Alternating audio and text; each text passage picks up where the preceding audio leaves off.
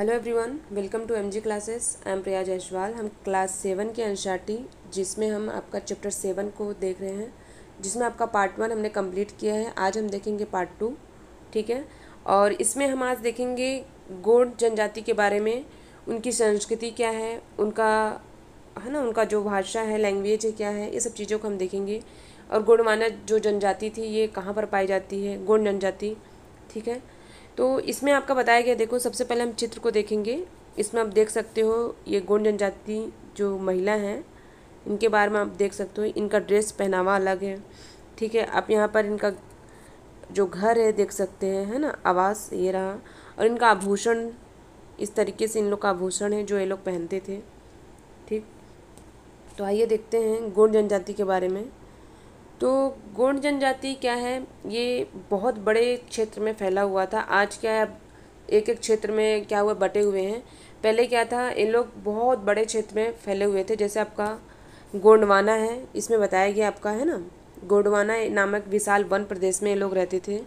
तो गोंडवाना जो आपका मध्य भारत का ऐतिहासिक क्षेत्र है। ठीक है, जो भारत है आपका, मध्य भारत का क्या है, ऐतिहासिक क्षेत्र जो है, जिसमें आपका छत्तीसगढ़ आता है जो कि जनजाति के लिए फेमस है। ठीक, छत्तीसगढ़, फिर आपका मध्य प्रदेश, और उसके बाद आपका तेलंगाना, फिर आपका आंध्र प्रदेश, फिर महाराष्ट्र, ये सब क्या है इसमें शामिल हैं।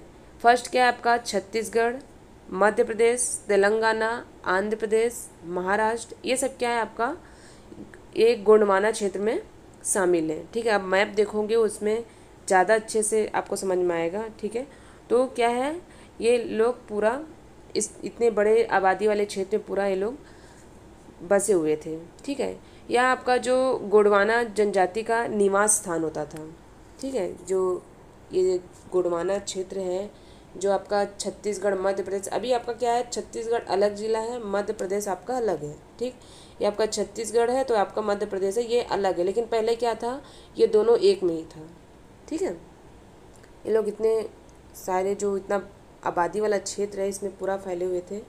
तो इसमें बताया गया है, देखो जो गोंड लोग हैं, ये लोग गोंडवाना नामक विशाल वन प्रदेश में रहते थे। वे स्थानांतरित कृषि अर्थात जगह बदल बदल कर खेती करते थे। ठीक है, ये लोग कैसे खेती करते थे, तो स्थानांतरित कृषि करते थे, यानी जगह बदल बदल कर। यहाँ पर आपका बताया गया है, देखो क्या बोला गया इसमें, किसी वन प्रांत के पेड़ों और झाड़ियों को पहले ये लोग काटा करते थे और फिर जलाते थे। उसकी राख में ही फसल बो दी जाती थी, और जब भी यह जमीन अपनी उर्वरता खोती थी तब जमीन का दूसरा टुकड़ा साफ किया जाता था और इसी तरह से फिर से फसल उगाई जाती थी। ठीक है, इनका फसल करने का ये तरीका था। और विशाल गोंड जनजाति कई छोटे छोटे कुलों में भी बटे हुए थे। प्रत्येक कुल का अपना राजा राय होता था। ठीक है, कुल का मतलब क्या होता है, जैसे अपने वंशज होते हैं, अपना परिवार है, अपना खानदान है। ठीक है, अपने पूर्वज होते हैं ना, एक ही वंश के लोग चले आते हैं तो वो क्या होते हैं, कुल होते हैं। तो वही बताया गया इसमें, जो प्रत्येक कुल का अपना राजा है या राय होता था इसमें।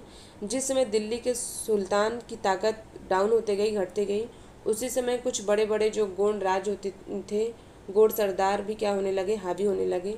और अकबर के शासनकाल के इतिहास में बताया गया, आपका अकबरनामा में लिखा है कि गढ़कंडगा के गोंड राज्य में 70,000 गांव थे। ठीक है, ये गढ़कंडगा के गोंड राज्य में, यानी क्या है, ये गोंडों का राज्य होता था। ठीक है, इसमें कितने शामिल थे, तो 70,000 शामिल थे। ठीक है, 70,000 क्या थे, ये गांव थे जो कि इसमें शामिल थे। इन राज्यों की प्रशासनिक व्यवस्था क्या होती गई, धीरे धीरे केंद्रीकृत होती गई, और राज्यों को गढ़ने में, मतलब धीरे धीरे क्या हुआ, गढ़ों में विभाजित होता गया। हर गढ़ किसी खास गोंड कुल के नियंत्रण में था। ठीक है, यानी जो जितना भी गढ़ था क्या था, ये सब एक खास जो गोंड जाति थे उनके कुल के नियंत्रण में होते थे, और ये धीरे धीरे 84 गाँव की इकाइयों में विभाजित होते थे। ठीक है, इनका जो गांव था ये 84 कहा जाता था। ठीक है, क्या बोला जाता था, 84। 84 मतलब 84 गांव बोल सकते हो, है ना। जो गांव था 84 गांव में विभाजित था, और इसका उप विभाजन बरहतों में होता था। ठीक है, 84 गांव यानी 84 गांव की इकाइयों में विभाजित किया गया था। ठीक, समझ आया। उसके बाद क्या है आपका इसमें, 84 गांव की इकाइयों में विभाजित होने के बाद इसमें बरहोतो, ठीक है, इनका जो उप विभाजन था बरहोतो में होता था, जो 12-12 गाँव को मिलाकर बनते थे। जो बरहोतो मीन्स क्या आपका 12-12 गाँव जो होता था मिला मिला कर के बनाया जाता था, ठीक है, इसको क्या बोला गया है, बरहोतो। और बड़े राज्य के उदय ने क्या किया, इसमें धीरे धीरे गौड़ समाज के चरित्र को भी चेंज किया, बदल डाला, और उनका जो बराबरी वाला समाज धीरे धीरे असमान सामाजिक वर्गों में विभाजित होता गया, ठीक है। इनका जो बराबरी वाला जो समाज था, इनका कुछ भी होता था ये लोग अपने एक साथ चलते थे, क्या हुआ, धीरे धीरे असमान सामाजिक वाला यानी वर्ग में ये लोग क्या हुए, बढ़ते गए। ब्राह्मण लोगों ने गौड़ राजाओं से अनुदान में भूमि प्राप्त करते और अधिक प्रभावशाली बनते गए, ठीक है। क्या कि ये लोग गौड़ राजाओं से भूमि भी अनुदान में इनको प्राप्त हुआ, किसको, ब्राह्मण लोगों को देते थे ना पहले दान में, जो राजा होते थे वो लोग ब्राह्मणों को भूमि दान देते थे, तो वो क्या होते गए, धीरे धीरे शक्तिशाली होते गए, ठीक है। तो लोग शक्तिशाली होते गए और गौड़ सरदारों को अब राजपूतों के रूप में मान्यता प्राप्त करने की क्या हुई, उनको धीरे धीरे चाहत हुई। इसलिए ये लोग गढ़कंडगा के गौड़ राजा अमनदास ने संग्राम शाह की उपाधि धारण की।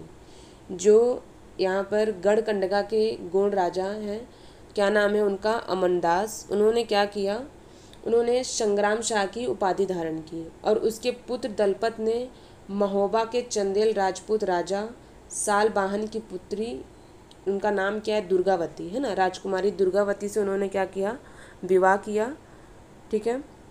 और उसके बाद इसमें दलपत की मृत्यु हो गई, और दलपत की मृत्यु क्या हुई, बहुत कम उम्र में हुई, और रानी दुर्गावती बहुत योग्य थी, ठीक है। और उसने क्या किया, अपने 5 साल के पुत्र वीर नारायण के नाम पर शासन की कमान को संभाला, और उसने समय में राज्य का और अधिक विस्तार हुआ, ठीक है। उनके समय में उन्होंने क्या किया, उस राज्य को संभाला, और उनके समय में राज्य का विस्तार भी हुआ। और 1565 में उन्होंने आसिफ खान के नेतृत्व में मुगल सेनाओं ने गढ़कंडगा पर हमला किया, ठीक है, कब, 1565 में। और इसमें बताया गया है रानी दुर्गावती ने इसका जमकर सामना भी किया और उसकी हार हुई, और उसने क्या किया, समर्पण करने की बजाय मर जाना ही बेहतर समझा, ठीक है। उनके आगे समर्पण करने के बजाय क्या किया, उन्होंने मर जाना बेहतर समझा। उनके जो पुत्र हैं, है ना, पुत्र भी तुरंत बाद लड़ता हुआ मारा गया, ठीक है। दिया गया है क्या, हाँ सॉरी दिया, मैं आगे चले गई थी, ओके, आगे देखते हैं। इसमें बताया गया है, इसके पहले हम आगे बढ़े हैं, सबसे पहले हम इसमें देखेंगे चित्र के बारे में। चित्र में आपका क्या दिया गया है, देखो ये नक्शीदार दरवाज़ा है, गौड़ जनजाति जो बस्तर क्षेत्र और मध्य प्रदेश में आपका पाया जाता है, ठीक है। आपका जो मध्य प्रदेश है ये भी एक जनजाति इलाका है ना। पहले क्या था, जो आपका मध्य प्रदेश और छत्तीसगढ़ है ये दोनों एक था, ठीक है। ये आपका धीरे धीरे अलग हुआ है ना, यानी आपका 1 नवंबर 2000 में आपका छत्तीसगढ़ अलग हुआ है, ठीक। तो उस समय क्या हुए, दोनों अलग हुए थे, आपका मध्य प्रदेश और आपका क्या है ये छत्तीसगढ़, ठीक है। तो हम बस्तर के बारे में कुछ देख लेते हैं जब इसमें बताया गया है, ठीक। ये इसको आप ध्यान देना, क्या है ये, गौड़ जनजाति का एक दरवाज़ा है, जो आप चित्रकारी देख सकते हो, इसमें हाथी है ना, उनका जो हल है जो लोग इस्तेमाल करते हैं, ठीक है, उन वस्तु का क्या है इसमें चित्रण किया गया है, ठीक। तो इसमें हम बस्तर के बारे में थोड़ा देख लेते हैं। तो बस्तर क्या है, बस्तर छत्तीसगढ़ का एक ज़िला है, बहुत खूबसूरत ज़िला है। आप कभी आपके पास समय हो तो जाकर देखो वहाँ पर, ये पूरा प्राकृतिक चीज़ें वहाँ पर है ना। वहाँ पर यानी अभी अब तो अच्छा खासा विकास हो गया है फिर भी, लेकिन फिर भी अभी पूरा नहीं हुआ है ना। छत्तीसगढ़ एक ज़िला है छत्तीसगढ़ का, और यह राज्य का दक्षिण में स्थित है, ठीक है। यानी जो आपका ये छत्तीसगढ़ है, 1 सेकेंड, है ना, ये जो आपका छत्तीसगढ़ राज्य है, ऐसे ये आपका क्या है, बस्तर यहाँ नीचे में है, ठीक, यहाँ पर है बस्तर, और ये कहाँ पर स्थित है, तो ये दक्षिण में स्थित है, ठीक। और इसमें बस्तर ज़िले का मुख्यालय क्या है, तो आपका जगदलपुर है। और यह ज़िला बहुत खूबसूरत है, जिसमें जंगल और जो आदिवासी संस्कृति के लिए है ना, ये सब चीज़ें यहाँ पर जाना जाता है, जो आदिवासी, क्योंकि वे जो मतलब एरिया है वहाँ का आदिवासी एरिया ही है ना। तो वो क्या होता है, आदिवासी एरिया होने के कारण वहाँ की जो संस्कृति है काफ़ी ज़्यादा फेमस है छत्तीसगढ़ की। अब बस्तर को छत्तीसगढ़ की सांस्कृतिक राजधानी भी कहा जाता है, ठीक है, क्या कहा जाता है, तो बस्तर को छत्तीसगढ़ की सांस्कृतिक राजधानी भी कहा जाता है। ठीक, और इसमें खास क्या है, इसमें बस्तर ज़िले में बस्तर महल है आपका। अगर आप कभी घूमने जाओ तो ये सब घूमने की जगह है। हम लोग गए तो घूमने, तो हमने वहाँ पर देखा है ना। तो जो वहाँ पर क्या है, बस्तर महल है, ठीक, और उसके बाद दलपत सागर है, चित्रकूट जलप्रपात है जो काफ़ी खूबसूरत है ना। तीरथगढ़ जलप्रपात है। अगर आपको वाटरफॉल वहाँ पर देखने हैं तो आप जा सकते हैं। बोल तो रही हूँ आपको, वहाँ पे क्या है, प्राकृतिक चीज़ें हैं, है ना, काफ़ी ज़्यादा है। तीरथगढ़ जलप्रपात है, कुटुमसर की गुफा है, कैलाश गुफा है। तो ये सब चीज़ें क्या है, वहाँ पर देखने लायक है। अगर आप जाते हो कभी घूमने के लिए तो वहाँ पर आप देख सकते हो। ठीक है, आगे हम देखेंगे इसमें क्या बताया गया है अहोम के बारे में। ठीक है, इसके पहले अहोम को हम बाद में पढ़ेंगे। सबसे पहले हम गढ़कंडका के बारे में देखेंगे। गढ़कंडका क्या है, एक समृद्ध राज्य था। ठीक है, गढ़कंडका क्या था, एक समृद्ध राज्य था। इसने हाथियों को पकड़ने और दूसरे राज्यों में उनका निर्यात करने के व्यापार में खास धन कमाया था। ठीक है, जब इसमें मुगल ने क्या किया, गोंडों को हराया था, तो उन्होंने लूट में बेशकीमती सिक्के, हाथी और क्या है, ये सब चीज़ों के लोग हथियाए थे। उन्होंने राज्य का एक भाग अपने कब्जे में लिया और जो शेष वीर नारायण के चाचा चंदर शाह को दे दिया था। ठीक है, कौन है ये, वीर नारायण के चाचा चंदर शाह। गढ़कंडका के पतन के बाद गोंड राज्य कुछ समय तक चलता रहा, लेकिन वो धीरे धीरे क्या हुए, काफ़ी कमज़ोर होते गए और बाद में अधिक शक्तिशाली बुंदेल और मराठों के खिलाफ उन्होंने संघर्ष किया, युद्ध किया, लेकिन क्या हुए, वो हार गए। ठीक, आगे हम देखेंगे इसमें अहोम के बारे में। अहोम क्या है, अहोम एक जनजाति है। ये आपका यहाँ पर मैप दिया होगा, हाँ, यहाँ पर देखो आप, ये जनजाति है। ये आपका भारत के असम और अरुणाचल प्रदेश में होता है ना, ये आप देख सकते हो कहाँ पर पाया गया है, तो आपका ये असम और अरुणाचल प्रदेश में रहने वाले एक भारतीय जाति का समूह है। ठीक है, क्या है, भारतीय जाति का समूह है। और अहोम जनजाति जो थे, इनका वंशज क्या था, तो ताई वंशज है ना। इन लोग क्या थे, ताई लोगों के वंशज थे। और इनकी भाषा क्या है, असमिया भाषा है। ठीक है, ये लोग जो भाषा यूज़ करते हैं, जो भाषा बोलते हैं, असमिया भाषा बोलते हैं, इसको आप ध्यान देना। ठीक है, आगे हम देखेंगे इसमें अहोम के बारे में। अहोम क्या है, अहोम लोग मौजूदा म्यांमार से आकर 13वीं सदी में ब्रह्मपुत्र घाटी पर आ बसे। ठीक है, कब आए थे, तो ये लोग 13वीं सदी में ब्रह्मपुत्र घाटी में आए और उन्होंने भूइयाँ यानी भूस्वामी लोगों की पुरानी राजनीतिक व्यवस्था का दमन करके नए राज्य की स्थापना की थी। और 16वीं सदी के दौरान उन्होंने चुटियों 1523 और कोच हाजों 1581 के राज्यों को अपने राज्य में मिलाया। और उन्होंने कई जनजातियों को भी अपने अधीन किया और अहोमों ने एक बड़ा राज्य बनाया। और इसके लिए उन्होंने 1530 के दशक में ही इतने वर्षों पहले आग्नेय अस्त्रों का भी इस्तेमाल किया। ठीक है, और 1660 तक आते आते वे लोग उच्च स्तरीय बारूद, तोप, ये सब चीज़ों का क्या किए, ये लोग निर्माण किए, है ना। ये लोग सक्षम हो गए इस चीज़ों का निर्माण करने में। लेकिन अहोम लोगों को दक्षिण पश्चिम से कई आक्रमणों का सामना करना पड़ा और उन्होंने 1662 में मीर जुमला, ठीक, नाम क्या है, सन क्या आपका 1662 है, और मीर जुमला के नेतृत्व में मुगल ने अहोम राज्य पर भी हमला किया था। ठीक है, अब बहादुरी से सामना करने के बावजूद भी अहोम लोग की इसमें क्या हुई, हार हुई। और इसमें क्षेत्र पर मुगल का प्रत्यक्ष नियंत्रण ज़्यादा समय तक तो नहीं रहा, है ना, नहीं बना रहा, क्योंकि उन लोग भी फिर भी जो जाति लोग थे, जनजाति लोग थे, काफ़ी स्ट्रांग थे। और अहोम राज्य बेगार पर निर्भर था। ठीक है, राज्य के लिए जिन लोगों से जबरन काम लिया जाता था वे पाइक कहलाते थे। यानी जो वहाँ पर उनसे ज़बरदस्ती काम लिया जाता था, उन काम कराया जाता था, है ना, उनको क्या बोला जाता था, पाइक। आप इसको याद रखना क्योंकि एग्ज़ाम में पूछ लिया जाता है कि पाइक क्या है।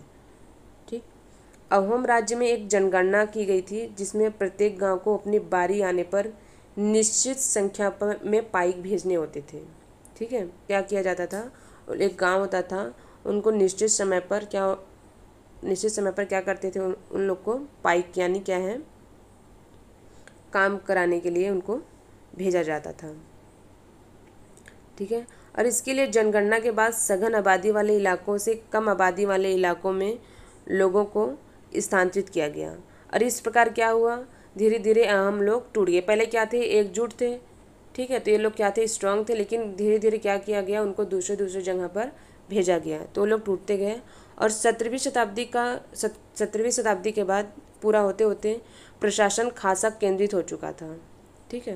और लगभग सभी वयस्क पुरुष युद्ध के दौरान सेना में अपनी सेवाएं प्रदान करते थे।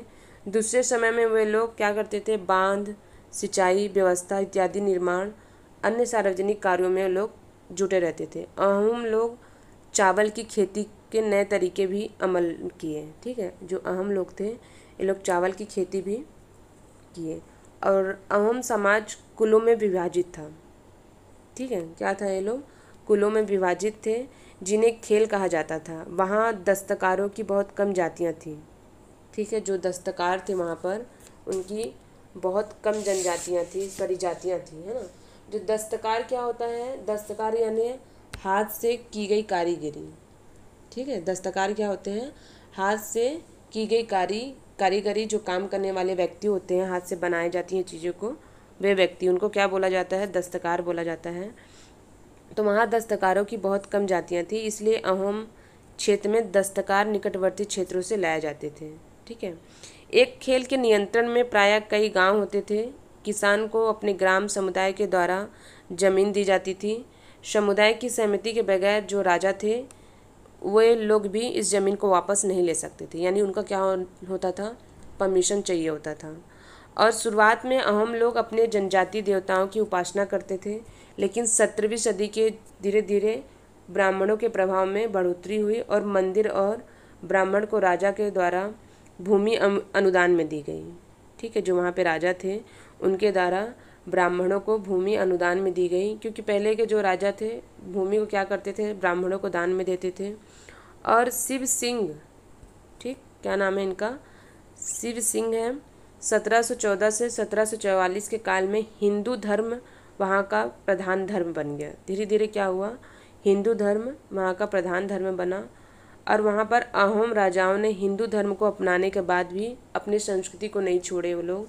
ठीक है, इस धर्म को अपनाए, लेकिन जो उनकी संस्कृति थी, जो पारंपरिक जो आस्था थी, वो लोग क्या किए, उसको नहीं छोड़े। आज भी जनजाति लोग हैं, उनका जो पूजा करने का तरीका है, जो चीज़ है, वो लोग अपने तरीके से ही मनाते हैं। उनके देवता होते हैं, दूल्हा देव होते हैं, है ना।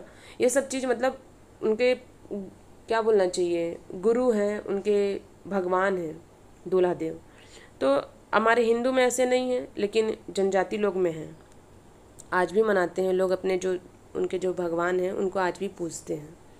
अहोम समाज एक अत्यंत परिष्कृत समाज था, जिसमें कवियों और विद्वान को अनुदान में जमीन दी जाती थी। क्या किया जाता था, कवियों और विद्वानों को दान में जमीन दी जाती थी। नाट्य कर्म को प्रोत्साहन दिया जाता था। संस्कृत की महत्वपूर्ण कृतियों के स्थानीय भाषा में अनुवाद किया गया था।